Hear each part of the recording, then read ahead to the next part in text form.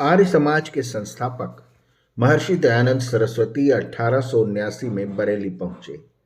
वहां के town hall में 25, 26 और 27 अगस्त को यानी कि 3 दिन फादर स्कॉट के साथ स्वामी जी का शास्त्रार्थ हुआ, जिसे लिखकर सुरक्षित भी किया गया।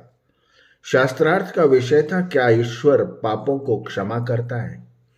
क्योंकि पापों को क्षमा करना ईसाई धर्म का एक प्रमुख सिद्धांत है। शास्त्रार्थ के दौरान स्वामी जी ने कहा कि जीव के शुभ अशुभ कर्म प्रवाह से अनादि हैं। उनका यथार्थ फल देना ईश्वराधीन है। स्थूल और कारण शरीर के बिना जीव सुख और दुख का भोग नहीं कर सकता, इसलिए वह बार बार देह धारण करता है। फादर स्कॉट ने पूछा कि क्या वे आत्माएं कभी जन्म मरण के चक्र से पार होंगी या पुनर्जन्म केवल दंड भोगने के लिए है? स्वामी जी ने कहा, जब जीव सत्याचरण और ईश्वर आज्ञा का पालन करते हुए योग द्वारा समाधि तक पहुंचता है, तब वह मुक्त हो जाता है। स्वामी जी ने पूछा कि क्या ईश्वर पापों को क्षमा करता है? फादर स्कॉट ने कहा, परमेश्वर और हमारा रिश्ता राजा प्रजा और पिता पुत्र जैसा है। वह पापों के लिए अवश्य दंड देता है, परंतु पापों को क्षमा भी कर सकता है। संसार में भी पिता पुत्र को दंड भी देता है और क्षमा भी करता है। स्वामी जी ने कहा, दंड देना और क्षमा करना दो परस्पर विरोधी बातें हैं। इससे परमेश्वर न्यायकारी नहीं रहता, क्योंकि न्याय का अर्थ है जो जितना और जैसा कर्म करे उतना और वैसा ही फल देना। पापी को क्षमा करने से पाप बढ़ता है, पापी का पाप करने का साहस बढ़ता है। न्याय करना परमेश्वर का स्वाभाविक गुण है, वो इसके विपरीत कार्य नहीं कर सकता। फिर स्वामी जी ने फादर स्कॉट से पूछा, यह बताएं कि ईश्वर कौन कौन से पाप क्षमा करता है और कौन से नहीं करता।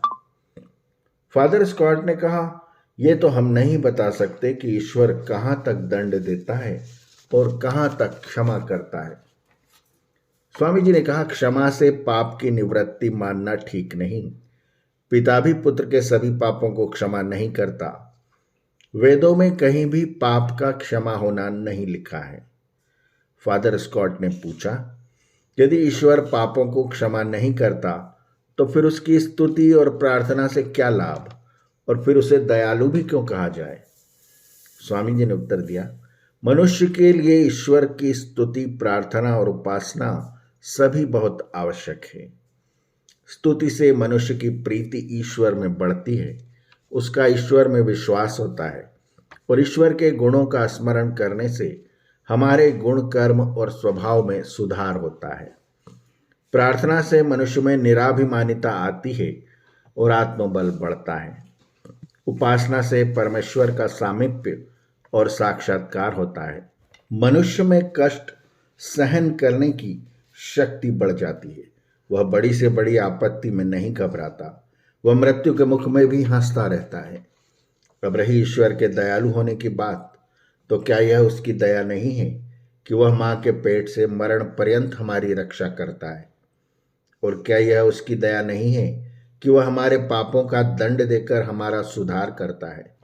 जैसे राजा एक डाकू को दंड देकर अपनी प्रजा की रक्षा करके अपनी प्रजा पर दया ही करता है, वैसे ही ईश्वर पापी को दंड देकर भी दयालु है। यदि ईश्वर पाप का उचित दंड न दे तो ईश्वर न्यायी नहीं रह सकता। इसी शास्त्रार्थ में स्वामी जी ने फादर स्कॉट को कहा, अंग्रेजी जानने वाले वेदों का सही अर्थ नहीं कर सकते, इसलिए आप हमें वेदों का अर्थ न समझाएं। ऐसे थे ऋषि दयानंद, जिन्होंने अपने जीवन से उपासना को सिद्ध किया और मृत्यु के घोर कष्ट में भी हंसते हंसते अपने प्राणों को त्याग किया। आर्यावर्त की कहानियां चैनल को सब्सक्राइब करें और बेल आइकन के बटन को दबाएं, ताकि हम जब नई कहानी आपके लिए लेकर आएं तो उसकी सूचना आपको तुरंत मिल जाए। धन्यवाद। नमस्ते।